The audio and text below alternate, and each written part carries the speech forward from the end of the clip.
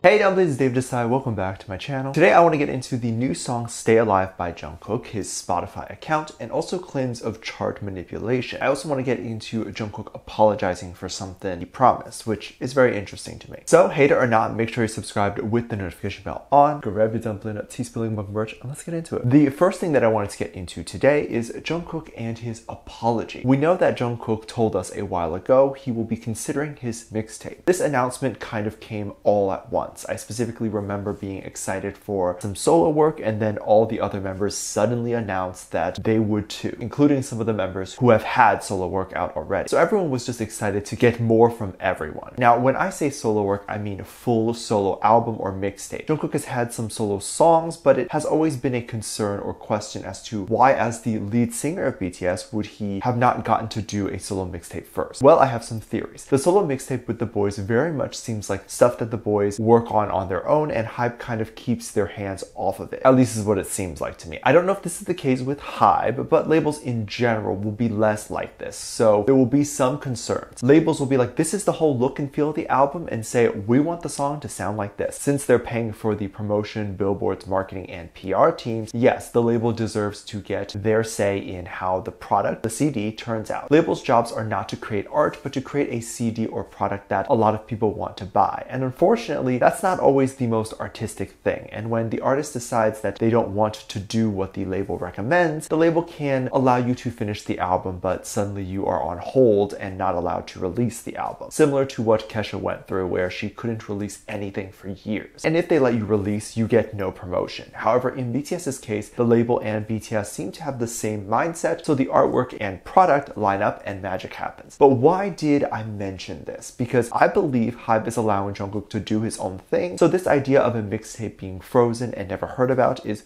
probably not what is happening. Some people were concerned about that, but I do think a fear could be that if Jungkook likes the songs, the process, and doing all that by himself, and if the numbers on the mixtape end up being amazing, which it will be, Jungkook would consider leaving BTS and going solo. But I think this is very unlikely because Jungkook has done solo songs before, and multiple of them. And if he wanted to leave, there was that opportunity for him to leave before they renewed BTS's contract with HYBE. Another theory that is why it hasn't happened is simply because it is not ready, and he keeps changing the songs on there. We got a few sneak peeks a while back where he released Decalcomania, and it was in English and the lyrics were dark. I believe it was saying he felt the fans may not know who he actually is and the real person he is. But then it was rumored that since he has lately felt like the fandom does actually know him and know him well, that he can't release the song. So issues like that, while alleged, don't know if it's true, these issues can exist and can be a big reason why he might switch out the songs constantly. Jungkook apparently during the recent press conference apologized for the songs and mixtape not being ready, as he has been teasing the mixtape for what feels like years, and basically was saying he wasn't ready to put it out, and apologized for saying that it would come out soon and it didn't, which is totally understandable. It will come out when it is ready and done. The issue with his mixtape is that he probably doesn't have a bunch of time to just sit there and work on it. He has to worry about the promotion of BTS, so by the time he gets to his mixtape, a lot of the look and feel of the mixtape can feel dated and not accurate anymore, so he has to re-record. Like for example, if he originally planned his mixtape to be all EDM and dubstep, while this type of music is semi-popular, it's definitely not entirely what is in right now. You have a more rock type vibe that is currently very trendy, so then Jungkook would likely have to scratch that mixtape and redo it. And I don't believe Jungkook has HYBE breathing on his neck for this mixtape, because then it would be done much sooner already, as it would have been allotted a lot more time to do it. So as you can imagine, fans were super excited for Euphoria by Jungkook, and even this idea that he might have had his own Spotify account. Fans were suspecting that the Spotify account that was discovered a while ago was his way of saying that he will have new solo work coming out soon. However, there was speculation within the grapevines that the Spotify account was actually fake and it was not his real one. Fans often like to make fan accounts to honor the members they like, but usually they will have some sort of indication or something that the account is fake. But recently, Stay Alive was added to the Spotify account, and this was believed to be Jungkook. As you can imagine, this just feels like the start of something. Of course, with any release of any BTS song, it goes right away to the charts and people buy and stream the heck out of it, and it ranks really high. The numbers always exceed what people expect. You obviously can't compare Jungkook's solo work to the work of BTS as a whole. Of course, BTS as a whole would rank much higher, but it's interesting because BTS's solo work always seems to break records in the solo work category. And given that these numbers are great and they can often take take the spot of other artists fandoms start to take notice and get mad, especially if you're someone who has spent so much time streaming your favorite artist and then a BTS member takes over. I can see that as frustrating. And so then a lot of people started accusing BTS and even Jungkook in this case of chart manipulation, accusing the fandom of falsely bulk buying or streaming so much that the numbers look higher than what it is, saying Jungkook or BTS wouldn't be anywhere without fans falsely inflating the numbers, or that BTS or Jungkook would kill it in sales without even being the top streamed artist. These are all alleged claims. I don't think it's true. But I get why people say this is an issue, but I don't get it. Because the main issue here is that people believe the top artists on the charts need to only be people who are selling music to new fans constantly, and that's why they're up there. However, this makes little sense to me because for an artist that is starting out, they have very little opportunity with their small team to be able to constantly reach new audiences week after week, and it can still be an amazing song. They just don't have a good team. And this idea that only the people with the most money and the biggest connections can have a spot at number one is exactly what people and audiences are sick of. We are tired of seeing only rich and wealthy people succeed. We like BTS because they didn't start this way and they didn't come from a big label. It's amazing. It's a miracle to see someone like that end up on the top charts. That's why we stream. Also, the whole point of the music industry is to make money. It's a business. While your business should always be getting new clients or fans and always have a good team to help you reach new people, what does it say when you try to reach new people but don't care about your existing fans and if they buy anything or not? A business thrives off of people coming back and coming back again to buy your products. If your fans alone can't sustain your music career, then your numbers are almost being artificially inflated with billboard and ads about your album. Because then when the promotion from the label stops, let's say you get dropped or you leave the label, then you see the popularity of the artist leave, meaning their success was only because of the mass TV, radio, and billboard support. It had nothing to do with people actually trying to find the music and listen to it. People are listening to it because there's nothing else and it's being shoved in the audience's faces and ears when they walk into a department store. This is why I don't understand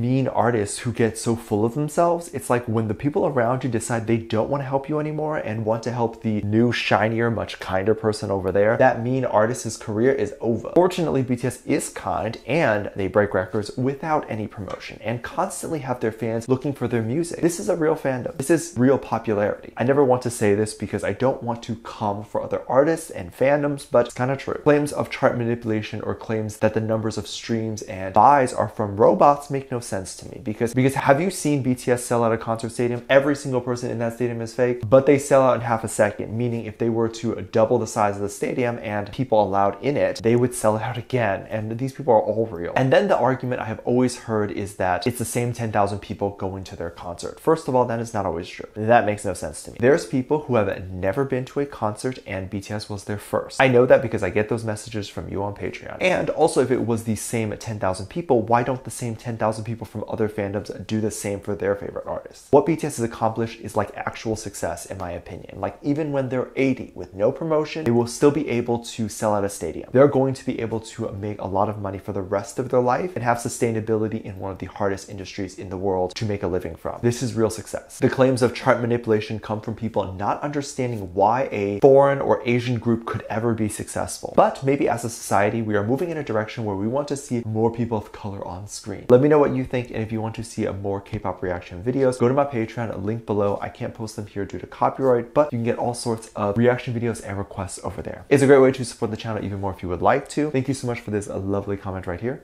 I love you so much. There will be some videos that will pop up on screen, and I will see you over there. Bye.